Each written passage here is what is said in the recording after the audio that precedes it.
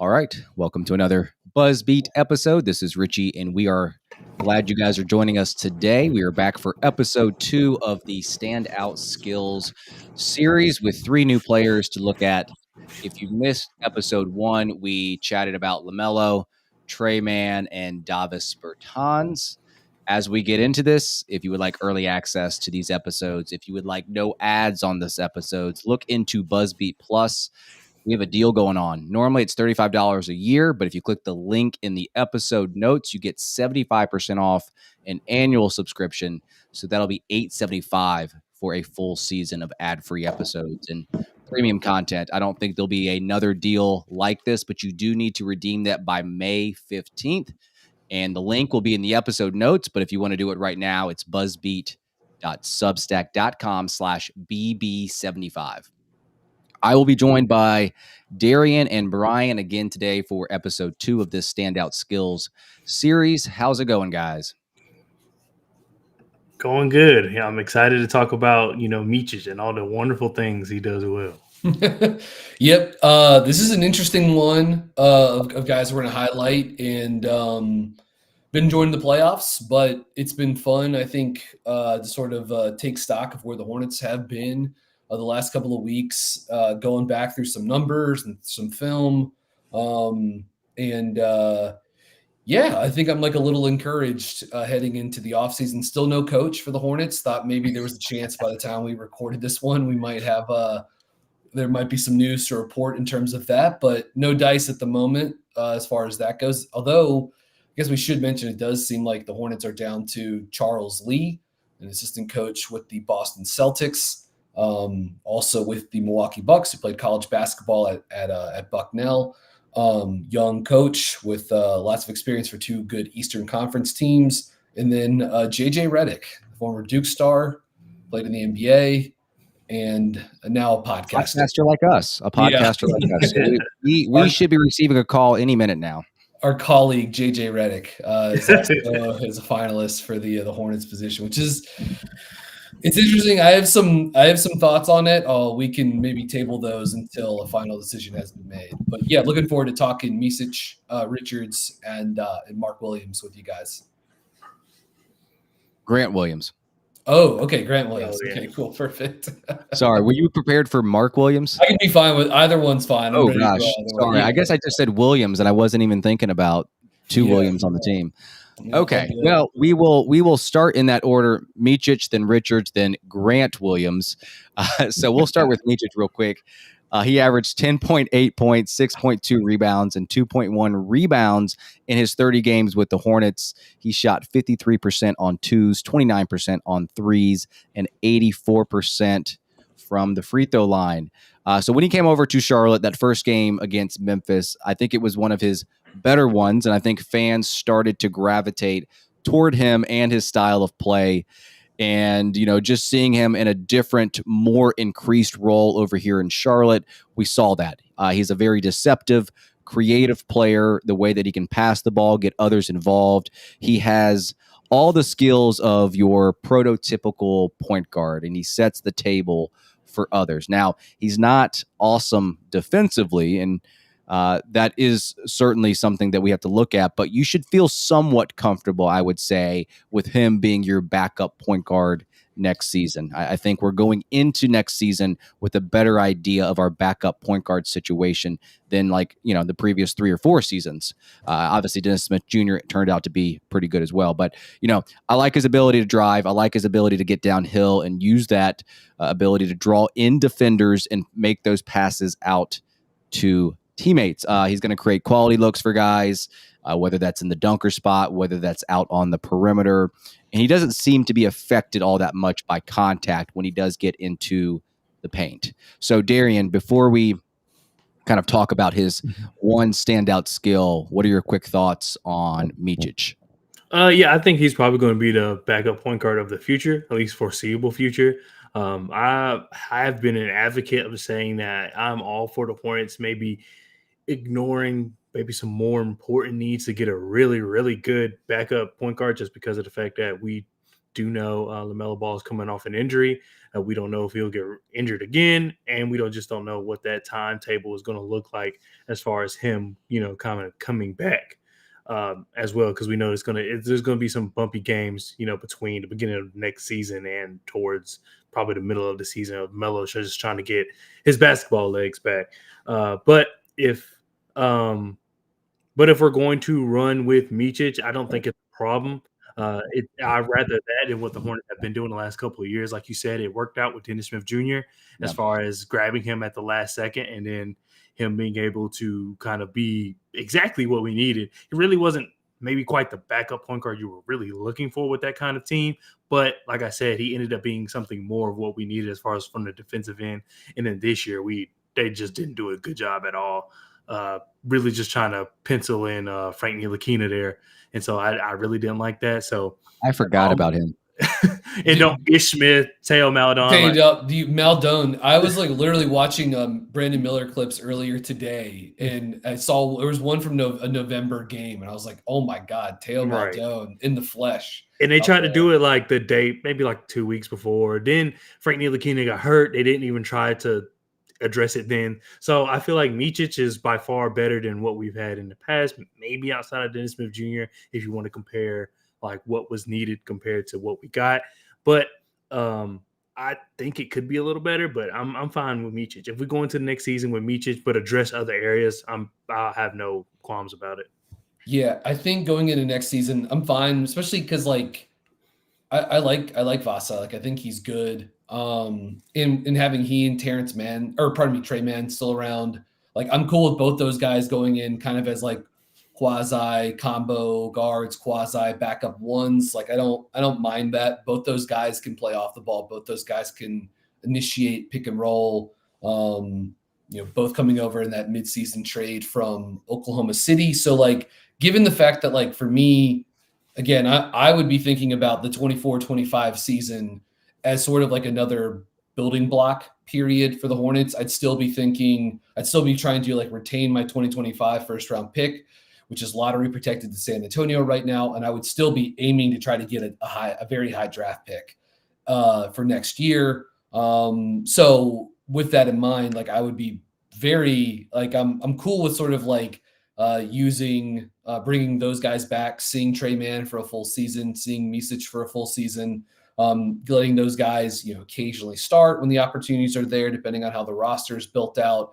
And Mann, especially just because he's still in his early 20s and has some intriguing offensive potential, which we talked about on the last episode. But I think like pretty quickly, Micić became like just a dependable guy for Charlotte, the final, back third of the season. Definitely a guy who sort of like knows his strengths and I think plays to them fairly well, and an incredibly accomplished player in Europe before he came over to Oklahoma City. And for me, like if you've ever listened to the Dunker Spot with Nikias and Steve Jones, like one of the things Steve Jones always brings up when he's talking about Oklahoma City is that is a team, it's a program that is like everyone wants to drive the ball. Everyone on that team. It starts with SGA and J-Dub, but everyone on that team is looking to drive the basketball. And then it's one of the ways they really like capitalize on the 5-out spacing that comes with playing Chet at the 5 and J-Dub at the 4. And then I thought it was interesting that you bring Mann and Micić, they come, mid-season or so. And immediately I thought Charlotte, started being able to like, get into the paint a little bit more, tilt defenses a little bit more. And I don't think it's like any surprise that those two guys, like coming from that program, like it's no surprise that when they showed up to Charlotte, their willingness to drive, I think really popped pretty quickly. And I kind of liked how that allowed Brandon Miller to kind of get back into a more comfortable role, getting to sort of like toggle between off-ball mover, handoffs, spot ups, pin downs, and also getting to, initiate plenty of pick and roll action as well. Micić has got good size, strong, heady player, and like very solid, like with the empty corner ball screens with Grant Williams or Richards this season. And I thought he like pretty quickly like microwaved some chemistry with those guys, and it turned out to be like fairly successful for the most part. So yeah, enjoyed having him a part of the team. And he's a relatively cheap player by NBA contract standards. And so yeah, with a obvious and usable skill set at a position of need on a very fair contract. I think he's he's a veteran. I think he's a good guy to, or maybe not a veteran, but he was a rookie this season. But he's probably one of the oldest guys on the roster, if not the oldest. So certainly good to have around, I think, for a few different reasons. Yeah, you mentioned the driving ability of OKC and how that's just translated over here in Charlotte. And I don't know if I would necessarily say that that's my standout skill for Micić, but when I watch him play, he wants to drive the ball at a very, very high rate, get shots up at the rim, and maybe he's driving more to pass than he is to shoot. But I do think his numbers at the rim and his shooting ability at the rim is something that I would want to highlight. It may not be my one standout skill, but he shot 62% inside the restricted area, which is nothing crazy, but I think it's passable for a guy of his size, passable for a point guard. But when I watch him play, that's just something that I associate with Micić, his ability to get into the paint. He's going to decelerate. He's going to finish through contact, finish around opponents. It's that creativity that he has when he gets around the rim. But to me, the biggest thing that stands out with Micić is, and it's probably not a surprise to anybody, but my standout skill for him is just his creativity with his playmaking. And so when he does drive the ball, and you see him do it often, he is constantly scanning the floor as he's doing it. And he's trying to drive to pass, as I said, more so to score. And he's going to take those elongated gather steps and ball fakes because he's buying time for his teammates to get to their spots. So, that's just one thing that I've noted before on the pod. He's going to hold off defenders with his eyes. I feel like he knows where he wants to go with the ball, but he needs to deceive the defenders and kind of create that last second space for his teammates. For standout skill, I'll sort of just kind of pick up and finish up where I left off. With Micić is it's drives, and I'll go specifically to his pick and roll attacks. I know he's not a guy that we think about just constantly turning the corner, but with his ability to manipulate his size, the deceleration, he can kind of get downhill and get 2 feet in the paint, and he's not a terrible finisher. 36% of his shots for the Hornets this season within 4 or 5 feet of the rim, according to Cleaning the Glass. That was when he was playing with Oklahoma City. That was 33%. So both solid numbers. Looking at this is according to NBA.com's tracking data. The guy who led the Hornets in drives per game this season was LaMelo Ball with 17. While playing 32 minutes per game. Number 2 on the roster was Trey Mann with 13.9 drives per 31 minutes. Number 3 on the roster, Micić, with 11.5 drives per game at 27 minutes per game. So again, a guy the two guys, sort of to highlight the guys that we brought in, granted, they were the primary ball handlers, maybe along, I guess, kind of with Cody Martin for that period of time, right after the trade deadline when Cody was getting to play a little bit more of the one. But Micić, I really thought his work with the empty corner pick and roll this season with Richards and Grant Williams was solid. When he passed the ball out of the pick and roll this season, so possessions that he passed the ball or used the possession, the Hornets scored just under 1.0 points per possession, which is a pretty good number, actually, with a decent amount of volume in about 30 games. And when Micić shot 2-pointers out of the pick and roll, he shot 54%, according to Synergy, which is a pretty good number. So, and again, a lot of that's not just him pulling up for biddies. That's him getting into the paint, making stuff happen. So, solid player with sort of an obvious defined skill and something that the Hornets can certainly can use. And again, I think with everything going forward, you've got to be thinking how guys can make sense, even if it's just for next season around Brandon Miller, LaMelo Ball. It means it's just absolutely a guy that can play with those guys. In fact, he could be a guy that really helps Miller out to an extent if they get into some hybrid lineups with the two guys, because Miller can spot up around some of these empty corner pick and rolls with Micić operating. And for me, I chose a little, it's from what I said, it's a little bit of what both of you said. Because with Micić, I think you know what you're getting with him. You're getting someone that can drive the ball. You're getting someone that can play make for others. You're getting someone who I think has a really high basketball IQ. So my standout skill for him essentially ended up being his adaptability. And I say that because his first 10 games with the Charlotte Hornets, I think similar to your point, Richie, the way he was able to fool defenders, there's more film on that now, as opposed to when he was at OKC. You know, you didn't really know what to expect. Then him coming to Charlotte, teams just didn't know what to expect. Also, it's the latter half of the season. You know how, and you're playing the Hornets. How how much are you really paying attention to them? But I think what I saw on tape is a lot of things that he tried the first 10 games that worked, and around that eighth, ninth game, it still worked, but it only worked half the time. So then the next 10 games, he's doing something completely different. And as the lineups continue to change, he's getting more acclimated with playing with Nick Richards on the pick and roll. He's getting better at knowing where Brandon Miller is going to be. And in such a short time, with your season kind of being influx, if you're him, because think about it, you're coming from being in Europe, being this well-renowned player, to being kind of benched at OKC, even though I think right before the trade deadline, he was getting a little more minutes here and there. And I can't quite remember if that was due to injury or not, but I do remember he was getting a little more minutes before the trade deadline, to going to Charlotte. So to where a team that has no aspirations, they're missing key guys. I think he just did a good job of understanding his situation and trying to give the team what he felt like they needed. Some people could say it was wrong because there was times he, maybe would take too many shots, but he tried to do whatever he felt like the team needed at the time. And sometimes that was him taking shots. Sometimes that was really him creating, especially when we lost Cody Martin, who, at that time was for some reason the main ball handler. But then Micić kind of, when it became his role, he kind of made it his own. And you didn't see him do a lot of the things that other players were doing, and he added like a breath of fresh air to the team. And we saw that, I believe, in certain games that we were winning. You saw how him being on the court completely changed things. It got to a point where towards literally the latter half of the latter part of the season, if he wasn't on the floor, we weren't scoring at all. It was almost impossible. It was very reminiscent of what it was like when LaMelo wasn't on the floor.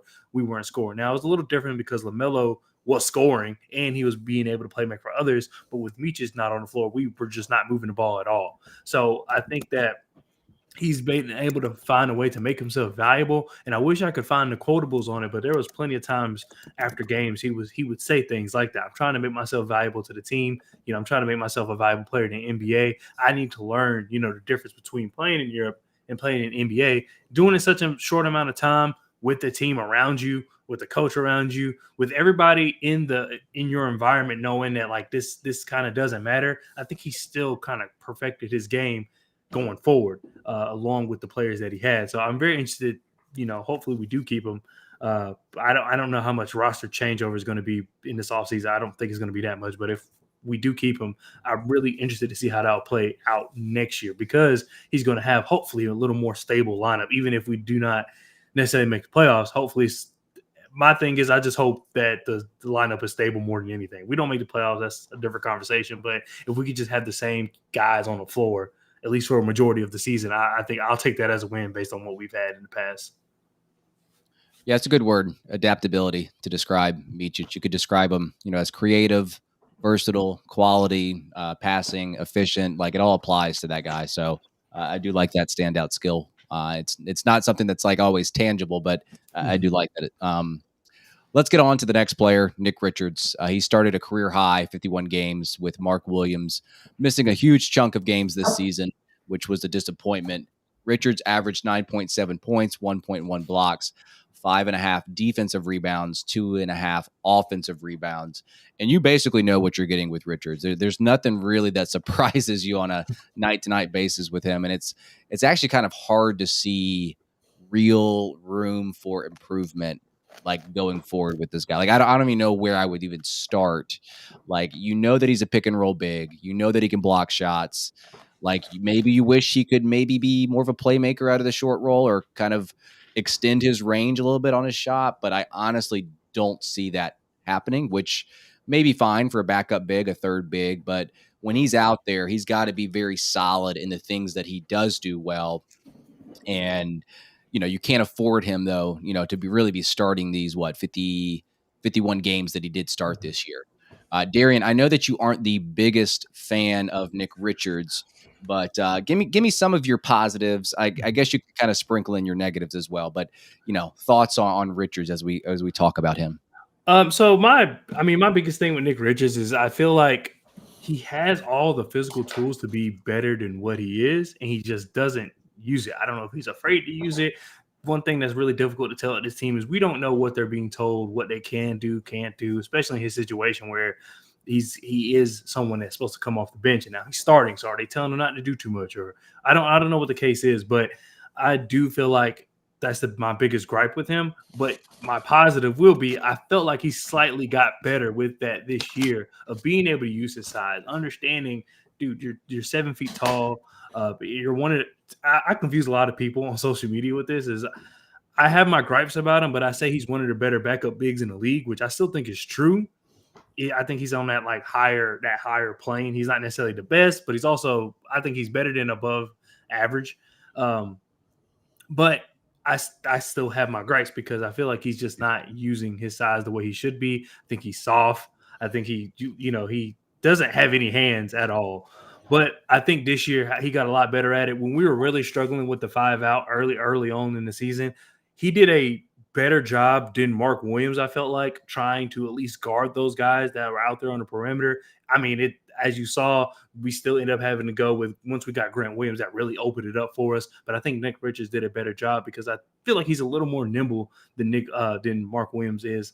So that's just kind of I wouldn't necessarily call it a skill, but that's my thing with Nick Richards. I do feel like he did I don't know if it's confidence or what, but I do feel like he was more so using what he naturally has. Like you said, I don't think as far as basketball skill or IQ, is there really much to change? Not really. I don't think he's going to develop all of a sudden overnight, but I do feel like what he does he has to maximize it. And I felt like he did a slightly better job of doing that this year. I mean, we all know he's got to cut down on the not the charges, but the offensive fouls. And then also there's times where right.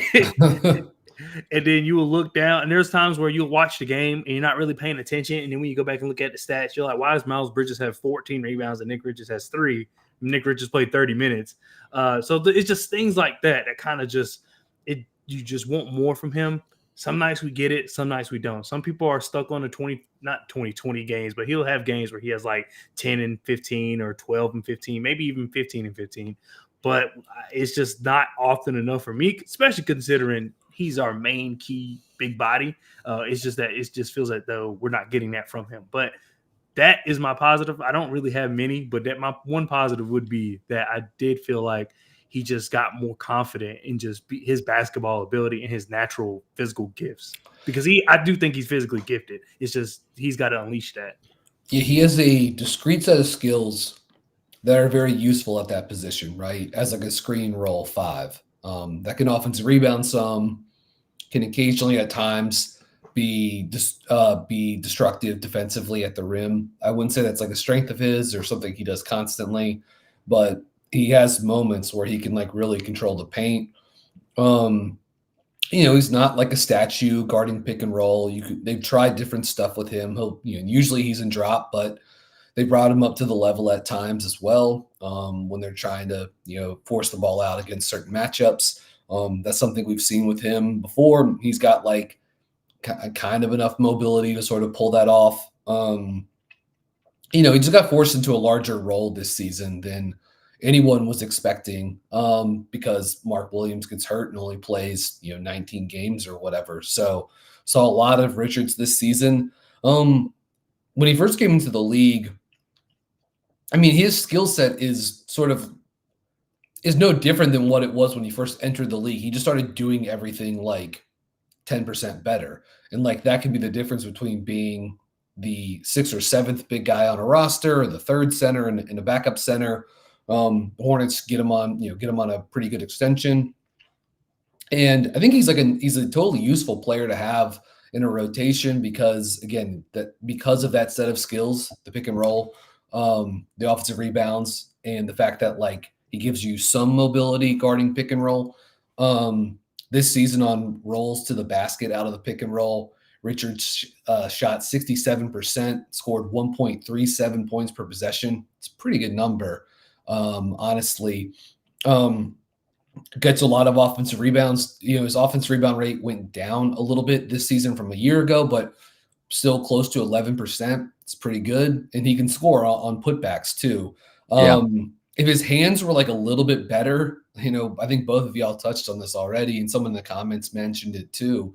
Like, he doesn't have great hands, and it's just like over the course of a season, if he's running X number of pick and rolls as a screen setter, there's just more of those than should. You end up getting more turnovers out of those instead of like dunks because he's just not able to sort of like catch the ball in traffic at times. He's limited in the short roll. He doesn't give you any stretch, obviously. So he's fine, but he absolutely like is what he is now. And I'll be curious to see like how, assuming Mark Williams comes back, is healthy for the 24-25 season, I will be curious to see what Richard's role looks like next season if he's in Charlotte for the full year, because I do think we're going to need to see some Grant Williams at 5 as well. Mark Williams, if he's healthy, you can pencil him in for 25, 26 minutes per game. If you're getting another 6 minutes per game out of, Grant Williams at the 5, all of a sudden Richards, probably in that 18-minute per game role. That sounds probably closer to what it should be for him if he's going to be your backup center. But just something to monitor going forward. I don't see him a part of like the long-term, super long-term picture in Charlotte. But for now, he's not bad to have around. I think this also kind of goes into like, what do you want from your backup center? Do you want your backup 5 to give you a similar set of skills to your starter? Or do you want that guy to be someone that can kind of come in and change the geometry of the offense or the defense by offering something different, And that's not, Charlotte doesn't have that. Williams and Richards do a lot of the same. I think Williams is obviously like, far superior player, but it has a way more upside, but just like, those guys are doing a lot of the same things, in terms of like what they're being asked to do.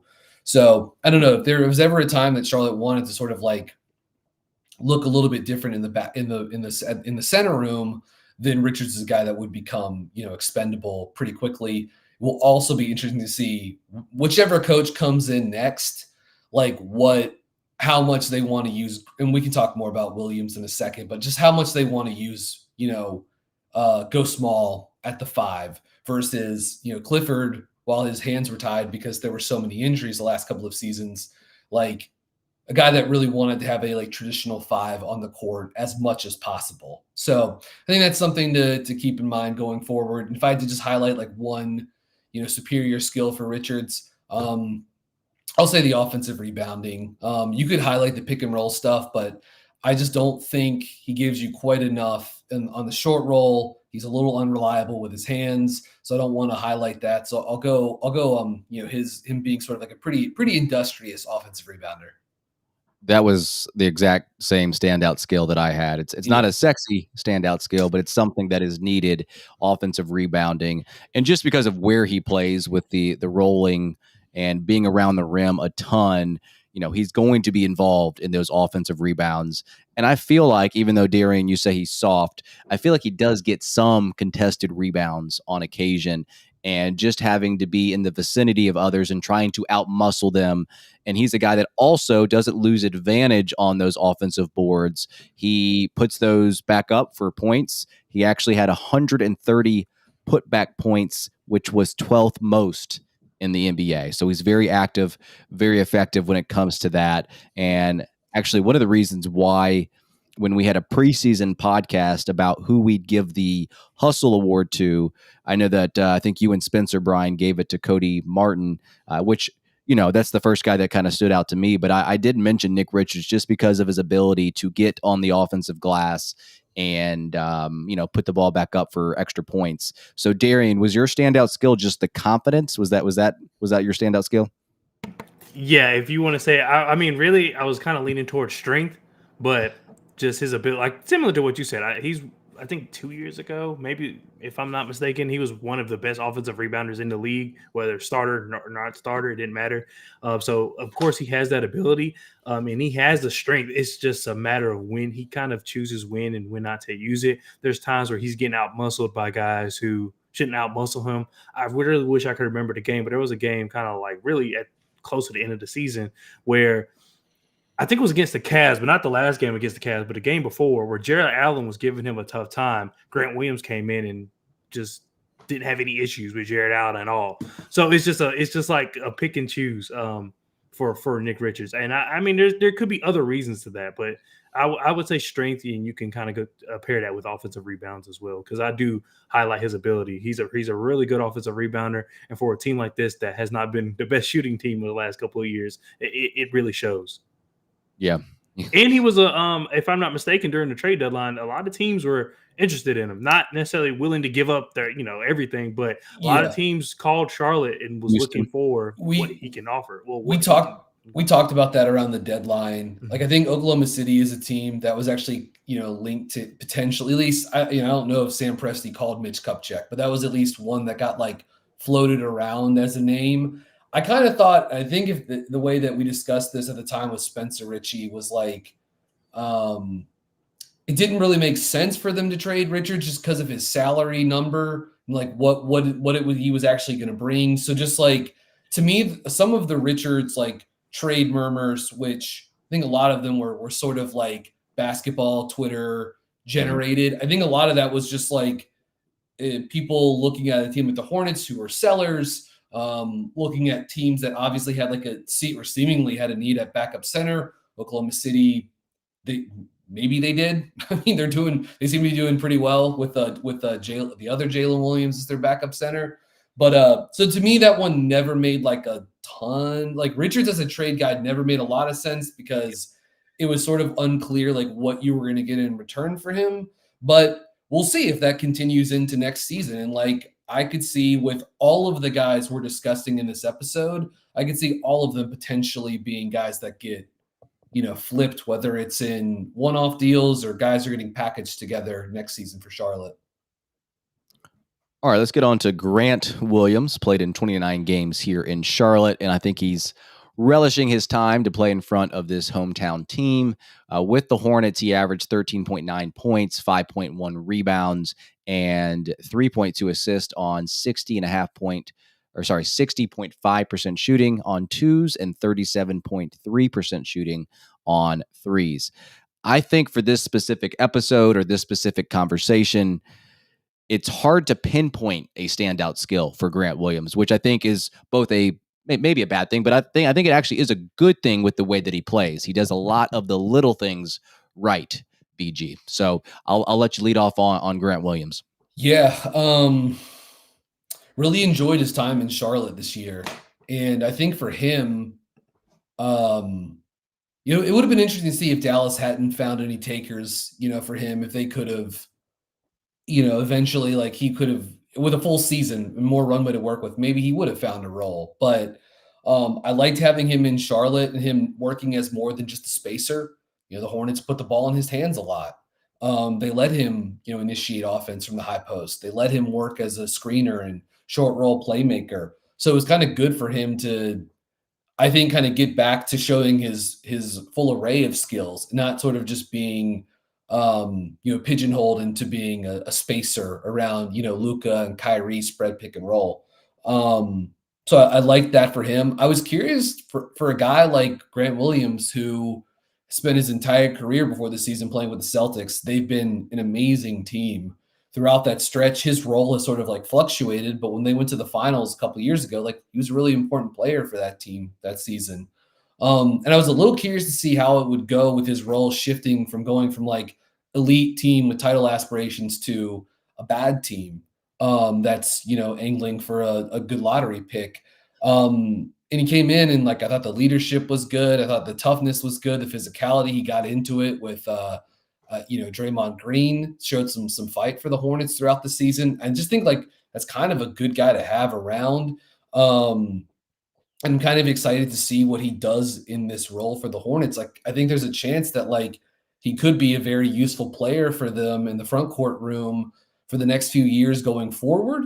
And I have sort of more to add on that in a second. Or I could also see him just being like a lever that they can pull and use as a trade piece, to like a valuable trade piece, a guy that has positive, I would say, like maybe the league sort of like down on him overall after the Dallas experience.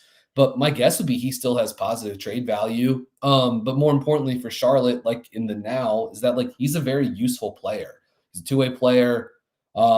It was fun to see all the different like schemes they used with him guarding pick and roll this season. It is funny to see like a 6'4", 6'5" center in drop coverage. Funny is at least one way to describe that. But his ability to switch, play the drop, be up at the level, trap, anchor the zone. I enjoyed that versatility, that like team defense that Williams brings. He's one of the strongest guys in the league. He's got to be. I think it's one of the reasons why, like, Darian, you were talking about this with Richards, with regards to Richards a minute ago, him having trouble maybe in the paint, against certain guys, and Williams having less of that. I mean, he's obviously a couple inches shorter than Richards, but he's so strong and positionally sound on defense that like he can be like kind of a deterrent at times as a small ball five defensively. He's of course a little limited as a finisher. He is a below the rim guy. So like sometimes it can make almost in ways that are like kind of similar to like PJ Washington when he was here too. Just like, I think PJ's, longer and probably has a little bit more, pop vertically, but a guy like Grant really is finishing below the rim. So he's going to have to, use angles and touch and his floater. And he kind of has to be like a little crafty to finish in some of those situations. He can do it. It just is something to sort of like compensate for. And then if I had to pick one like primary skill, at least the thing that like jumped off most for me with Williams, and kind of the reason why I'm bringing this up now is because I want to introduce a thought, and I'm kind of curious to hear you guys weigh in on this too, while also talking about Grant. I really liked him in the dribble handoff game this season for Charlotte. I thought that was a huge deal for them.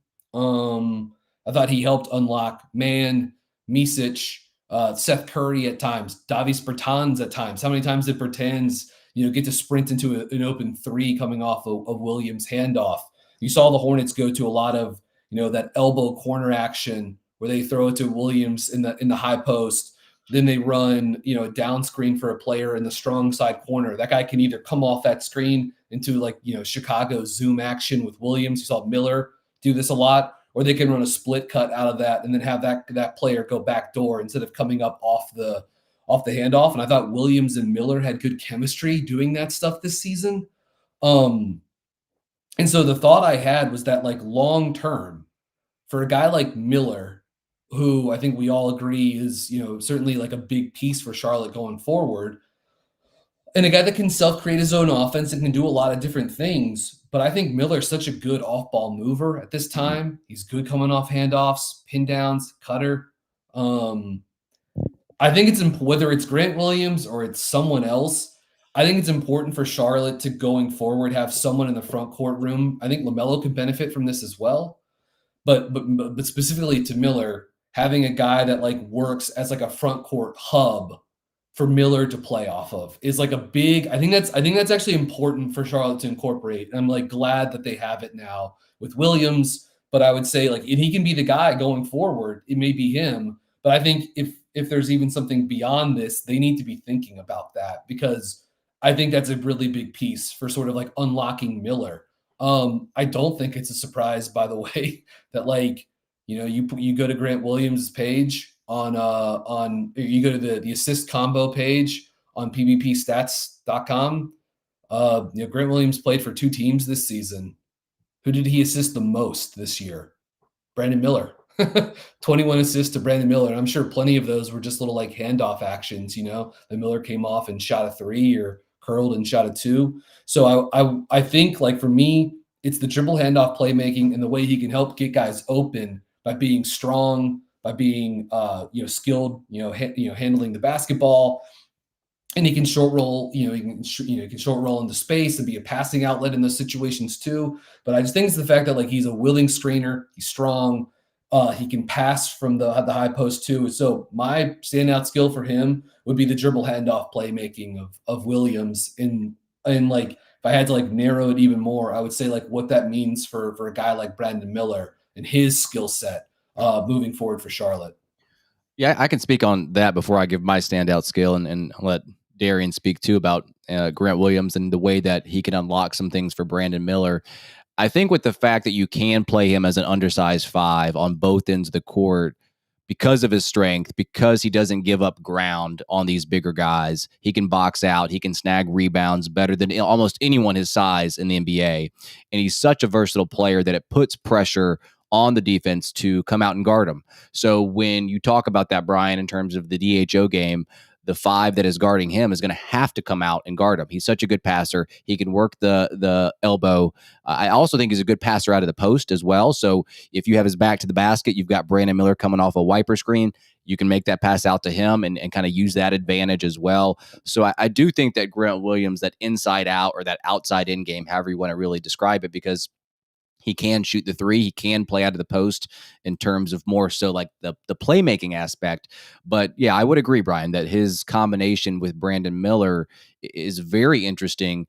And because he's so unselfish at times, you wish maybe he might take a little bit more shots, kind of getting inside the paint at times. But yeah, I do like that. That's not my standout skill, but the connection between those two, those skills play off of each other really, really well.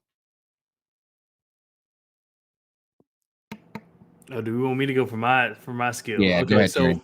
for me, and I'm actually glad that you mentioned his ability to play make out of the post because my second skill, someone had my first skill was his playmaking ability, but my first skill was his rim finishing. Actually, similar to what BG said about how he has to be a little more crafty because he doesn't have necessarily just the agility and explosiveness Yeah. of PJ. And I know I really say explosive lightly for PJ, but still there is a difference between him and Grant Williams. Grant Williams is just very, very cautious about the way he goes up. He's not just throwing it up there hoping that it goes in. He's very meticulous about how he's approaching the rim, and he does it in so many different ways. Whether that is a pick and roll, whether that is he's cutting, or whether that is he just has position in the paint. And what makes his ability to finish at the rim even better is the fact that he is a threat to pass out the post. So you really can't just guard him any one way. Sometimes he is going to pass out the post. Sometimes he's going to find a way to just be patient and just find an angle to be able to go up and score. In less than 5 feet at the rim, he completed 72% of his shots, which is a career high for him, and with a career high in attempts for 157. So that's something that I personally just was not familiar with. I mean, I remember seeing it. I just didn't think it was at that rate. If you look at years past, the way Boston has used him, the way the Dallas has used him, it's been more so to kind of put him in the corner.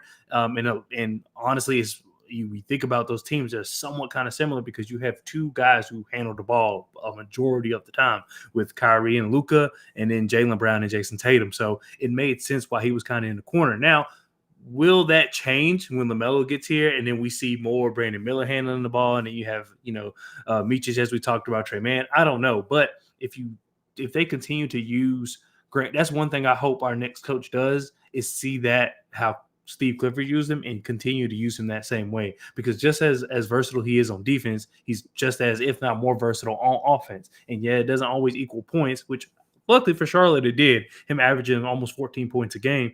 But I do feel like that it's just because he allows other players to become a threat as well. So you have guys like LaMelo, who I think is a really good off-ball shooter. I know people think I say take the ball out of LaMelo's hand when I highlight how good of a off-ball shooter he is, but that's the opposite of what I'm saying. But LaMelo is just really good when he can shoot off ball. Brandon Miller, as we've all seen, I think Miles Bridges can find a way to incorporate Miles Bridges, even though we don't even know if he's going to be on the team. But just for the sake of the show, he is. And I think there's some actions you can work there with Miles Bridges as well, because hopefully he is someone who's attacking the basket more coming in this upcoming season. So I think Grant Williams, I just really like him. I've always really liked Grant Williams.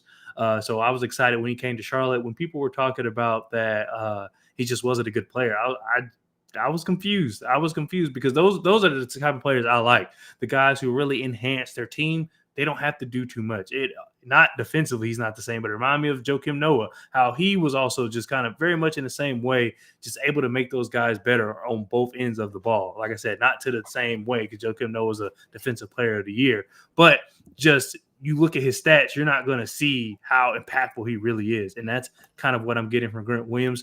We don't have the full team, so it may look completely different next year. I hope it doesn't, but I think Grant Williams and his rim finishing ability is something that is small, because we have so many guys that can score.